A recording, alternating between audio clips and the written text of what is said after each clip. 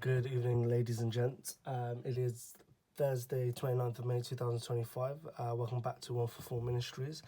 It's been a long awaited video. I will try to drop a detailed one on YouTube with images and all kind of diagrams and annotations. But just for those of you, like, if you think you're on the twin flame journey or with this divine counterpart, divine union, the reason why it's important, I'm trying to, this topic's very important because a lot of people are confused. A lot of people, I didn't go looking for this significant other, or supposedly when I had met them was a kind of a mirror soulmate or whatever you want to call it. But I need to clarify, and for this is from my experience of the journey. People may have different experiences. Everyone's journey is different. And this is like the yin and yang. Yang represents the masculine, and you got the yin, which is the feminine. Please excuse if there's a lot of writing here and it might seem confusing, but 111 on the timestamp as I go past this point is I knew there was someone supposedly that I had to meet, or when I did meet him, it kind of shattered my reality. And then I just want to say, like, there should not be any such thing as a chaser runner, and I'll explain why. When you fully heal yourself and become the best version of yourself and love yourself internally, and that's what this journey is about, and I'll explain what this whole twin flame thing is and what, just to clarify. I won't go into more detail because it could be a long video.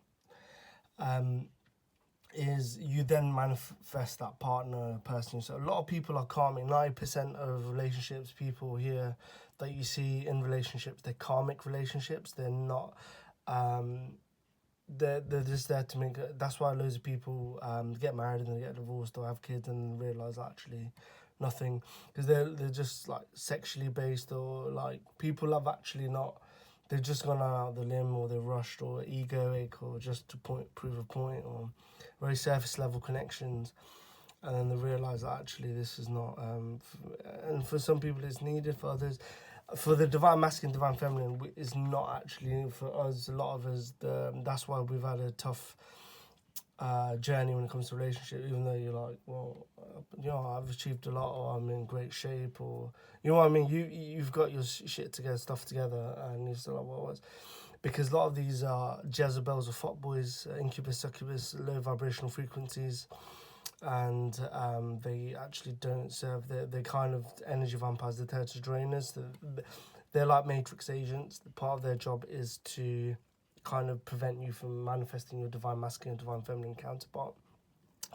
And I'll explain mentioning that. So really, when it just goes back into the Garden of Eden or Adam or Eve, or that when this human race was supposed to be formed on TERRA, Earth is just one of many other planets. And you can say, you don't want to go into Prometheus and that stuff, but it kind of gives you a hint of how we actually came here, 333 on the timestamp. We had a divine counterpart, an actual divine sacred unit that goes into Heros Gamos. You can talk about Shiva, Shakti, Christ, Mary, Vishnu, Lakshmi. I'm talking about talking about a divine god and divine goddess. So we've been through the age of Pisces, and that is basically. The age of Pisces is duality, is different. It's separation. You've got the two fishes, or whatever you want to call it, or something else. And if you think about the wars, all the stuff, the dark ages, the famines, all this kind of horrendous stuff, and there's stuff that's happened. We're not taught in schools unless you do your research. I don't want to go down the rabbit hole. That's certain people. But if you just look at society now, and we are at a very low vibrational place. Like pornography is normalized, sexualization, fucking around, cheating, all that crap. It's normalized when it shouldn't really. It's very low vibrational, lower portals. The chakras are portals. And this is what I want to say. So you got the DFDM. That's a common terminology used in this twin flame community. And what I wanted to say before I carry on with this twin flame, if you've been trying to, not everyone has it. It's the 144 Divine Collective. I know it's a gene code, it's a DNA code helix that you unlock, which every human has.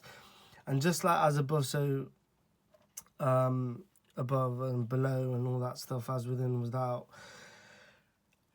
There's also a Divine Collective 104. I'm not saying we're like superheroes, Marvel and stuff, but you can tell in society people are doing special missions, people creating great businesses or ventures or products or whatever you want to call it. Just the energy.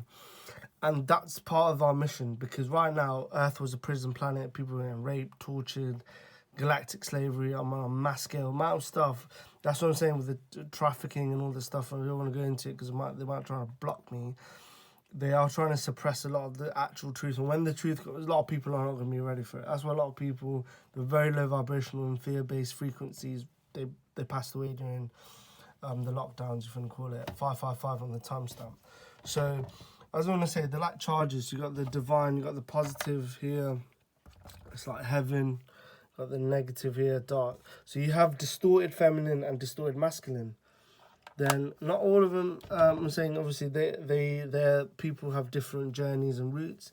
That distorted feminine can become the divine feminine, vice versa. Distorted masculine can become the divine masculine. You can call it dark feminine, masculine, whatever.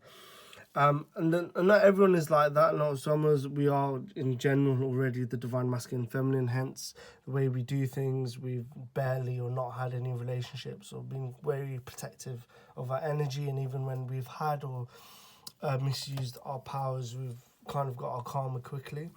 So what I want to say, I know it might sound I've gone off topic, but all of this stuff is relevant. So with the twin flame, there's a dark and light twin. Okay, and when I want to mention the age of Pisces is that we've kind of been stuck with these karmic twin flames. Yes, the twin flames, the whole concept of it is a karmic, and I'll explain why. So there's a dark, and if you look at the feminine, feminine yin is feminine, generative, flowing, emotion, subconscious, passive, chaos. Then the yang, masculine, day, not positive, direct, logic, conscious, active, order, sun. Now, I'm not saying these are also energies within us, but what it is, because we come to the age of Pisces, they've kind of trapped us in these twin flame dynamics, the implants. Yes, the implants. So a lot of you thought you had to meet someone, and when you did meet them, you thought you met your soulmate, but then what you thought was 80% was actually 20%, and it was only not.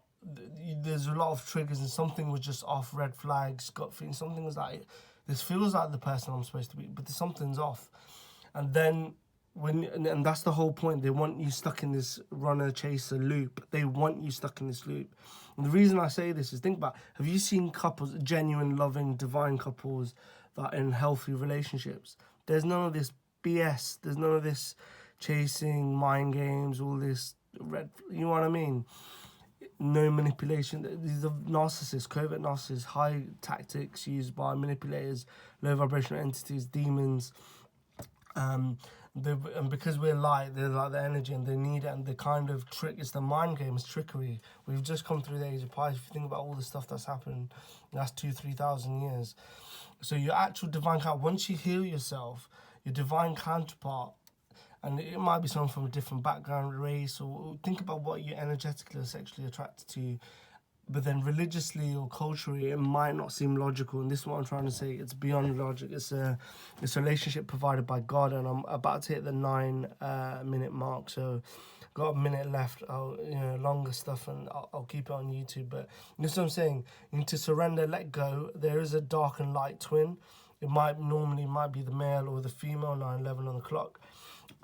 So just be aware, the whole point, if this person is your divine counterpart. Now, normally the dark twin can be your divine counterpart, the twin flame can become your divine counterpart, but they need to do the shadow work. That's where you come in, vice versa. For you, you're the empath, you will let go, you're not attached to them.